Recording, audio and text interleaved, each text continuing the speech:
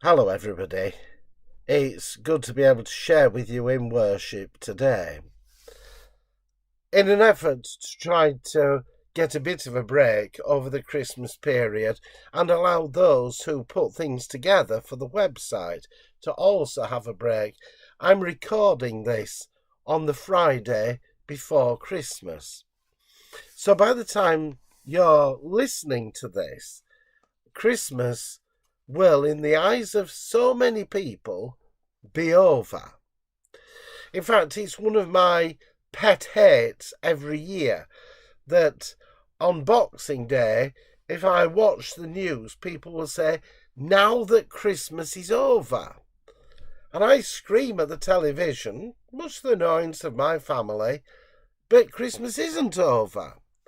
People seem to be under the impression that once we've opened all our presents, once we've eaten our Christmas dinner, once we've listened to the King's speech, once we've done all those familiar things, then it's over and we can forget about it for another year.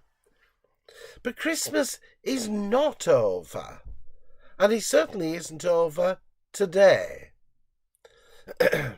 Today, we are on that Sunday that is recognised as being the first Sunday of Christmas. And today, in our Bible readings, we have thought again about this story from St. Luke's Gospel. And we're only at chapter 2. The story is very in its infancy still. I think we have to be careful how we use language. And I think that Christmas is a season. It starts at the beginning of Advent, the time of preparation. It leads through the story of the Incarnation and moves on to the story of the Epiphany, the visit of the visitors from the East. And in the past, I've fallen victim to using incorrect language, for I have been guilty of saying the people who saw and recognised the Christ child were a group of motley shepherds, labourers, working men. They witnessed it. These were not the high priests. These were not the people of the temple. These were not the religious leaders of the day. These were just ordinary working men. They witnessed what happened in the stable. And then we have the other people who witnessed what had happened. These visitors from the East. By pure definition of being from the East, the chances are they weren't Jews. They were Gentiles. They were astronomers. They were people who gazed at the stars.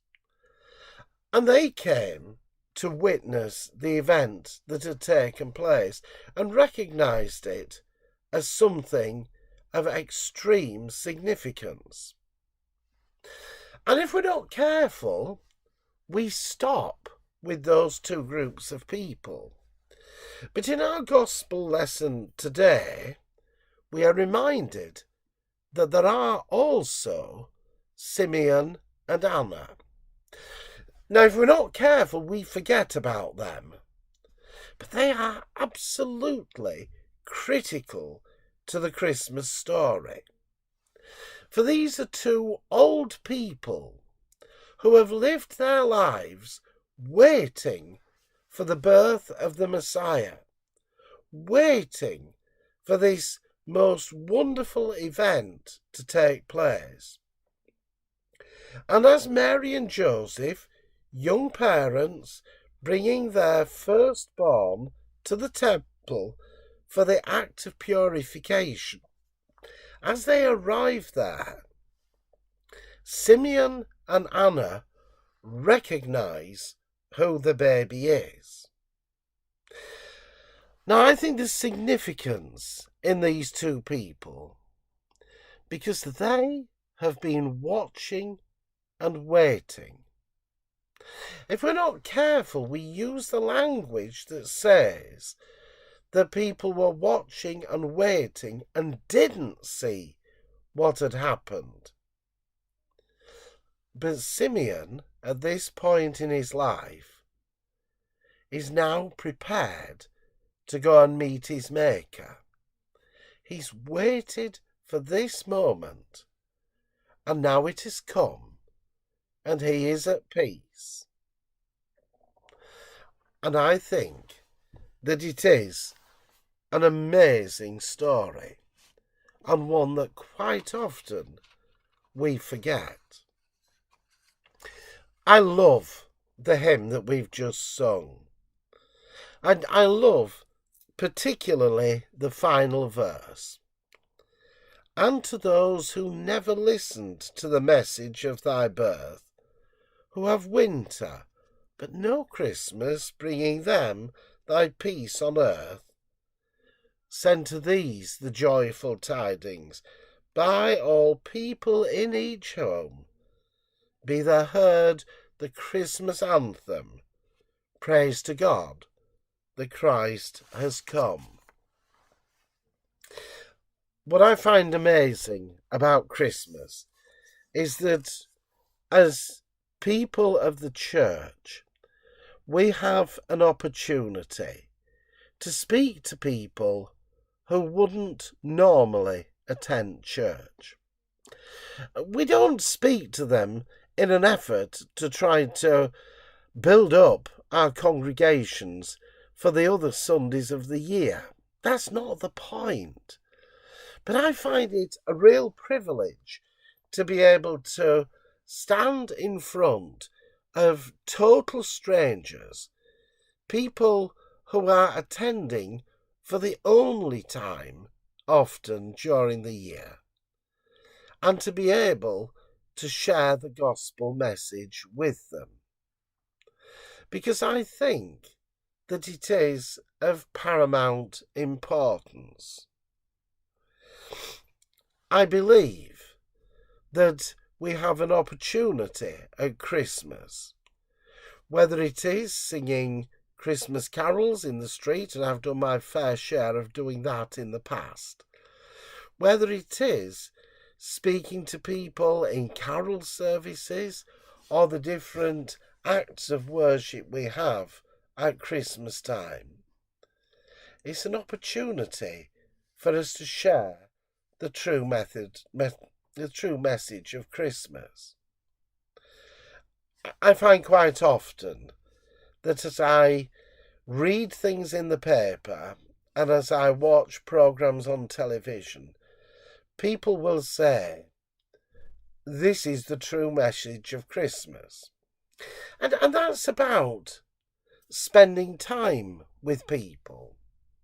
It's about caring for those in the greatest need. It's about giving and sharing what we have, our time, our talents, our money. It's about just being in the presence of other people. But you see, that isn't the true message of Christmas.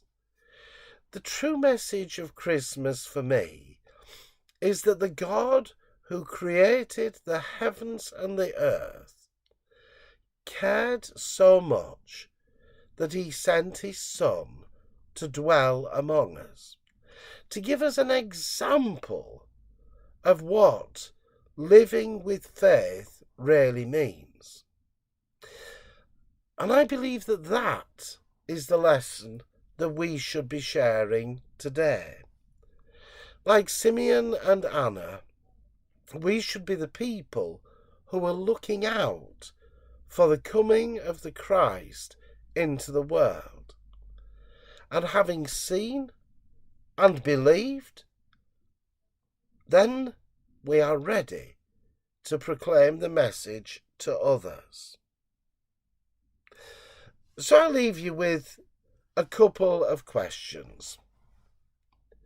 Today we stand on the very last day of 2023. Tomorrow will be a new year. 2023 has been a tough year for a lot of people.